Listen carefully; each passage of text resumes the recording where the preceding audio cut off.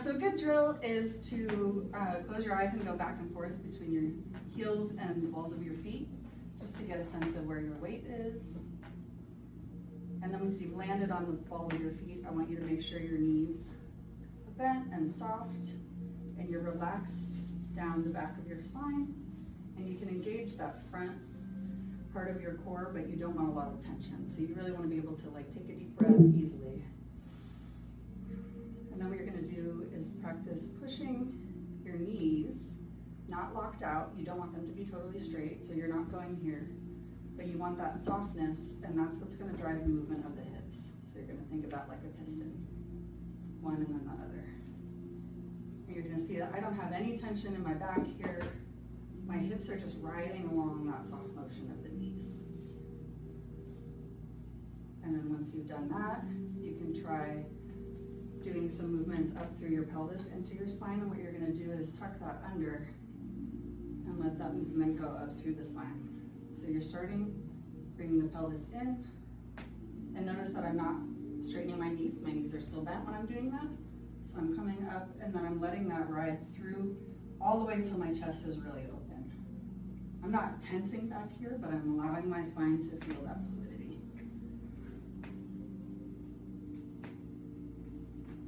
And then what you can also try, which is really helpful for Roomba, is you're going to do some circles that are like a figure 8. So you're going to start by pulling this hip back around, again being really careful. You are not straightening one knee and then the other. Your knees are definitely bent, because otherwise this will lock out your movement. So one hip and then the other, and these arms and shoulders are going to be really relaxed for that.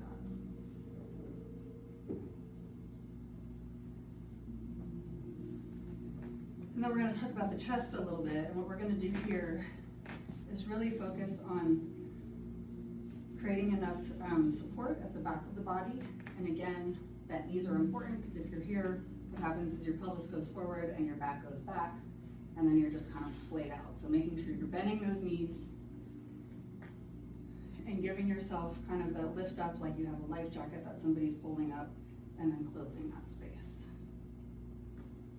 And there's no tension here in my traps. They're super relaxed, really easy, just along for the ride. And then you're going to do the same thing side to side. And again, you're keeping that center line of the body.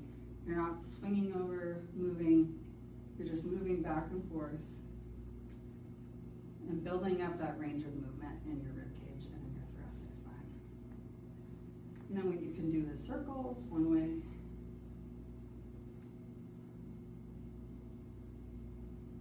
And again, it might look like shoulders. Make sure you're keeping your shoulders out of it to the extent that you're able.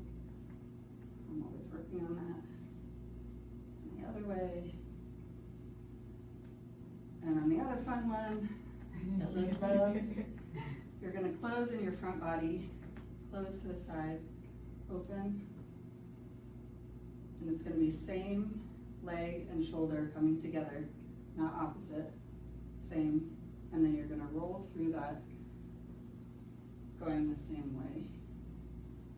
And then you're going to stop in the middle in that place of closure and go back around the other way.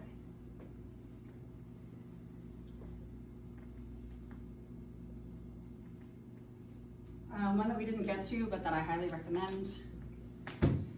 One foot is flat, one foot is like a lovely little kickstand. And this you can push up, and it gives you a little bit more movement to go through into that pelvis. And what it will work with later is the arms too. But it's really a matter of practice of keeping the shoulders and the traps out of that. So those are the things that you can kind of get into once you practice a little bit more of that isolation. For next time. For next time, for the arms, you're going to have it out. You don't want it too far back. You always want to be able to see your fingers in your line of sight.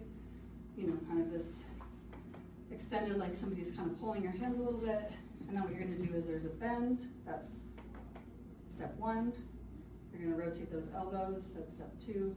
You're going to extend. That's step 3. And then step 4 is that full extension.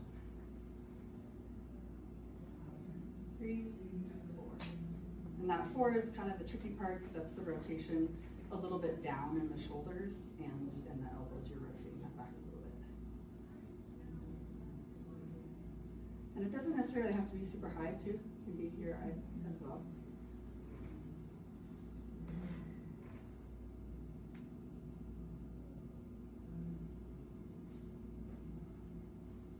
Yeah, and that's it.